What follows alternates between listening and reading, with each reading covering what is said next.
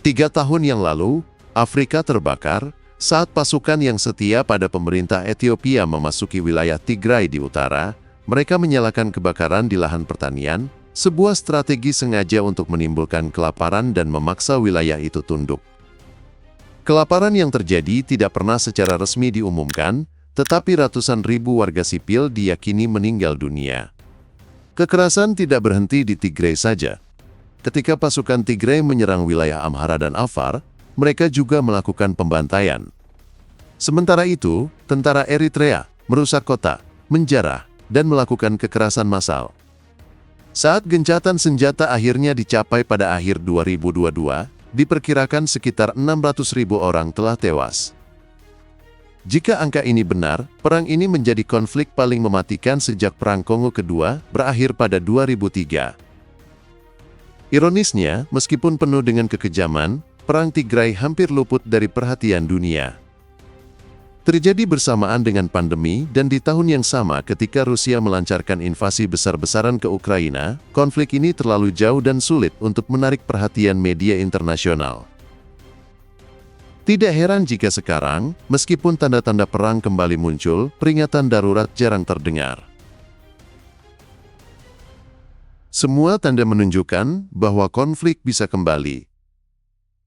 Ethiopia telah membagi dan mempersenjatai pasukan federalnya, sementara pasukan pertahanan Eritrea menggerakkan peralatan ke perbatasan dengan klaim keras bahwa mereka tidak berniat berperang.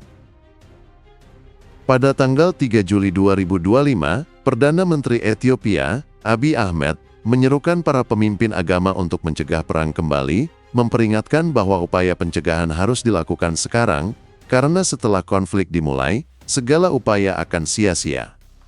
Seorang penulis anonim di The New Humanitarian menulis, setiap orang diingatkan pada 2020 sebelum perang terakhir pecah, dan semua orang takut perang lain akan terjadi. Yang membingungkan adalah bahwa pihak-pihak yang sebelumnya berkoalisi mungkin kini berada di pihak yang berlawanan. Pada 2020, Ethiopia dan Eritrea bekerja sama untuk menyerang Tigray, tetapi pada 2025, ada ketakutan perang antara Addis Ababa dan Asmara yang bisa menyebar ke wilayah yang hancur itu, memicu konflik baru. Para ahli seperti Alex Dowaal dan Mulera Gabriabura memperingatkan bahwa jika perang pecah antara Ethiopia dan Eritrea, Tigray akan kembali menjadi medan tempur utama dengan konsekuensi yang sangat merusak. Untuk memahami mengapa wilayah yang baru saja menandatangani gencatan senjata pada akhir 2022, kini hampir berada di ambang perang, kita perlu menelisik berbagai krisis lokal yang saling terkait. Sebagian berasal dari dampak perang Tigray sebelumnya, sebagian lain memiliki akar lebih dalam.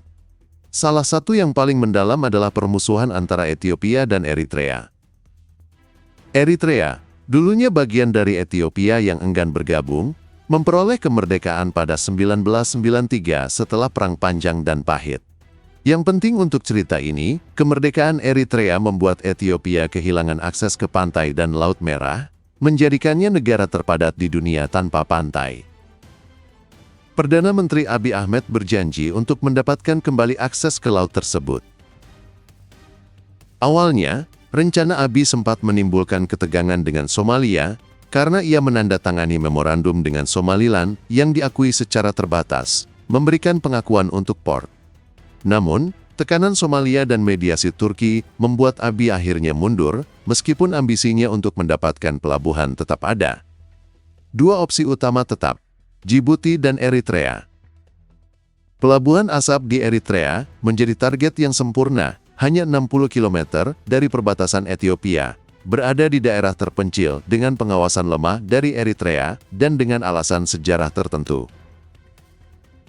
Pada 2018, Abiy Ahmed membuat kesepakatan dengan Presiden Jangka Panjang Eritrea, Isaias Afwerki, untuk menormalkan hubungan yang seharusnya memberi Ethiopia akses ke pelabuhan Asab. Kesepakatan ini mendapat pujian internasional, termasuk Nobel Perdamaian bagi Abiy. Ironisnya, pada tahun 2020, setelah kesepakatan itu, Ethiopia dan Eritrea bergabung untuk menyerang Tigray, memicu salah satu perang paling dahsyat dalam beberapa puluh tahun.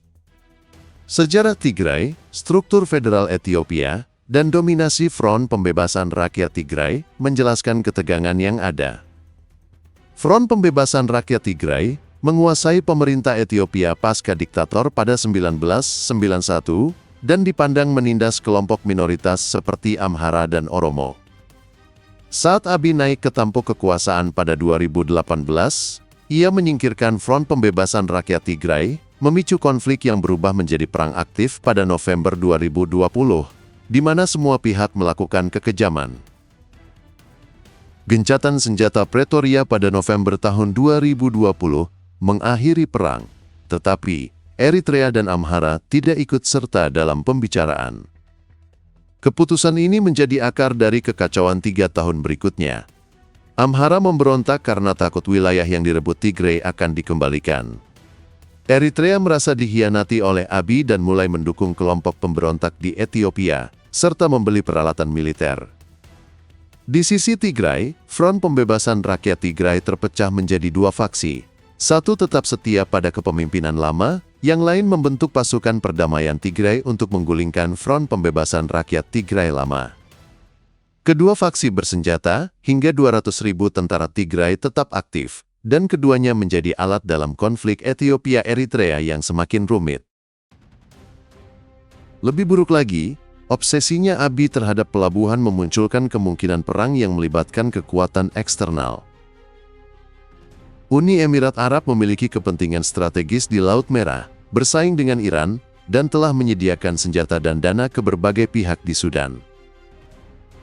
Eritrea memiliki hubungan pertahanan dengan Rusia, sementara Ethiopia membangun kemitraan dengan Rusia, Uni Emirat Arab, dan Turki.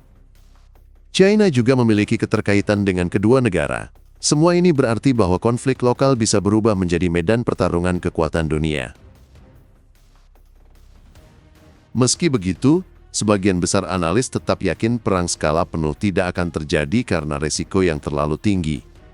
Ethiopia sedang menghadapi beberapa pemberontakan lain, termasuk di Amhara, dan Eritrea mengalami kerugian besar pada putaran perang sebelumnya. Front Pembebasan Rakyat Tigray juga belum pulih dari kekalahan dan wilayahnya masih hancur. Aliansi yang tampaknya aneh ini, bekerja sama dengan musuh lama, adalah strategi bertahan bagi semua pihak yang terlibat. Namun, potensi kesalahan perhitungan tetap ada. Kedua pihak telah memindahkan peralatan berat ke perbatasan, dan ucapan-ucapan nasionalis yang meningkat bisa membuat deeskalasi menjadi mustahil jika insiden kecil terjadi, seperti yang terlihat di perbatasan Thailand-Kamboja sebelumnya. Bahkan pertikaian kecil antara Front Pembebasan Rakyat Tigray dan pasukan perdamaian Tigray pada Juli tahun 2025 sudah cukup menunjukkan ketegangan yang siap meledak. Tanduk Afrika kini menjadi gabungan negara gagal, kedaulatan yang diperdebatkan, dan perang yang tiada henti. Eritrea dan Sudan Selatan lahir melalui secesi, Somaliland tetap tidak diakui, Sudan terbakar, Somalia stagnan, dan Ethiopia menghadapi perpecahan baru. Kawasan ini menjadi arena bagi kekuatan global untuk menunjukkan kekuatannya melalui kekerasan. Masa depan Tanduk Afrika bergantung pada tingkat pengendalian diri para pemimpin, termasuk Abiy, Isaias, dan kepemimpinan Tigray yang terpecah. Apakah mereka mampu menahan ambisi dan kepentingan eksternal, atau apakah wilayah ini akan kembali menjadi ladang pertumpahan darah? Hanya waktu yang bisa menjawabnya.